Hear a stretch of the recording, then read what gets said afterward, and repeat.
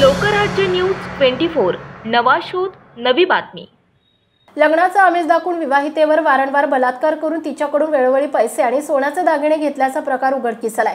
तसंच लग्नास नकार देत या महिलेला संबंध ठेवताना काढलेले फोटो पतीला पाठवण्याची धमकीही दिली। हा प्रकार ऑगस्ट 2023 ते 28 फेब्रुवारी 2024 या कालावधीत कोंढवा, गुजरात आणि राजस्थान येथे घडलाय। या प्रकरणी कोंढवा पोलिसांनी आरोपीवर बलात्काराचा गुन्हा दाखल केलाय। याबाबत 21 वर्षीय विवाहित महिलेने कोंढवा पोलीस ठाण्यात फिर्याद दिली आहे। त्यानुसार समीर मेनन याच्यावर IPC 376(2), 376N 406-506 नुसार गुन्हा दाखल केलाय। पोलिसांनी दिलेल्या माहितीनुसार पीडित महिलेची आणि आरोपीची 2023 मध्ये ओळख झाली। आरोपीने महिलेला प्रेमाच्या जाळ्यात ओढून तिला लग्नाचा आमिष दाखवलं। पीडितेला घरी बोलावून तिला लग्नाचा आमिष दाखवून वारंवार शारीरिक संबंध प्रस्थापित केलाय। तसेच महिलेला गुजरात आणि राजस्थान येथे नेऊन जबरदस्तीने शारीरिक संबंध ठेवले।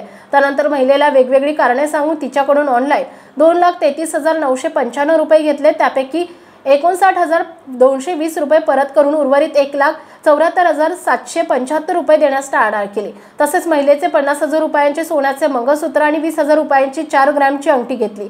महिलेने पैसे आणि सोन्याचे अंगठी परत मागितले असता त्याने देण्यास टाळाटाळ केली। फिर्यादीने पैसे आणि दागिन्यांसाठी तगादा लावला असता शारीरिक संबंध ठेवताना काढलेले फोटो पतीला पाठवण्याची धमकी दिली।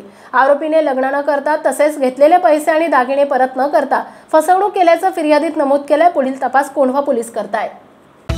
महाराष्ट्रातील महत्त्वाच्या आणि ताज्या बातम्या पाहण्यासाठी आजच आमच्या लोकराज्य न्यूज 24 न्यूज चॅनलला YouTube वर सबस्क्राइब करा आणि बेल आयकॉन प्रेस करा।